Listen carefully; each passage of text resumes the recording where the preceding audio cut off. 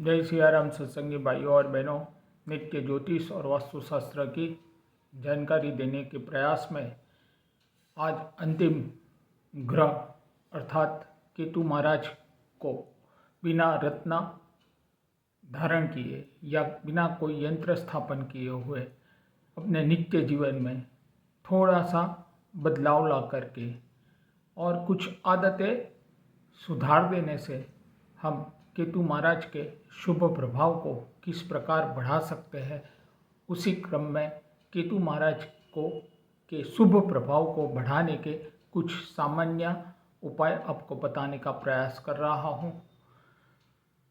अगर कोई भी व्यक्ति को पता है कि जन्म पत्रिका में किसी भी प्रकार से केतु महाराज पीड़ित होकर केतु महाराज की हम पीड़ा भुगत रहे हैं, तो इस स्थिति में कोई भी व्यक्ति केतु महाराज के शुभ प्रभाव को कैसे बढ़ा सकता है या पीड़ा को केतु महाराज की पीड़ा को कम किस प्रकार किया जाता है, वह जानकारी आपसे साझा करने का प्रयास कर रहा हूँ। सर्वप्रथम हम जिसे दिव्यांग या अपंग कहते हैं, ऐसे व्यक्ति की हमेशा केतु महाराज से पीड़ित व्यक्ति को हमेशा सहायता करनी चाहिए। और अपंग या दिव्यांग भिक्षुक कहीं पर भी कोई भी समय पर किसी भी दिन अगर आपके सामने आ जाते हैं या आपको दिखाई देते हैं, तो इस स्थिति में वह दिव्यांग भिक्षुक को आप अपनी यथाशक्ति दान करें। विशेषकर ऐसे भिक्षुक को आप भोजन कराएंगे तो निसंदेह केतु महाराज अत्यंत प्रसन्न होते हैं।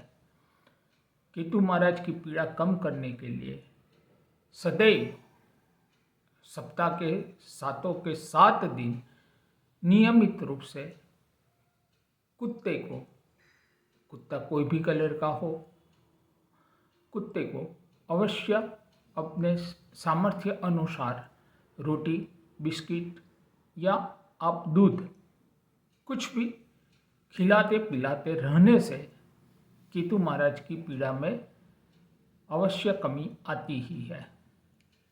अगर व्यक्ति को पता है केतु महाराज की अशुभ प्रभाव दे रहे हैं, तो ऐसे व्यक्ति को हो सके तो अपने नियमित जीवन में, नित्य जीवन में प्याज और लहसुन कभी नहीं उपयोग में लेने चाहिए, अर्थात लहसुन और प्याज कभी नहीं खाने चाहिए, जिससे भी केतु महाराज शुभ परिणाम अवश्य देने लगते हैं। केतु महाराज के लिए अगर सामर्थ्यवान है आप, तो नियमित रूप से अर्थात साल में कम से कम 2 या 3 बार सुपात्र ब्राह्मण को काले कलर की बॉर्डर वाला अर्थात काले कलर की किनारी वाला धोती सुपात्र ब्राह्मण को आपको दान करना चाहिए।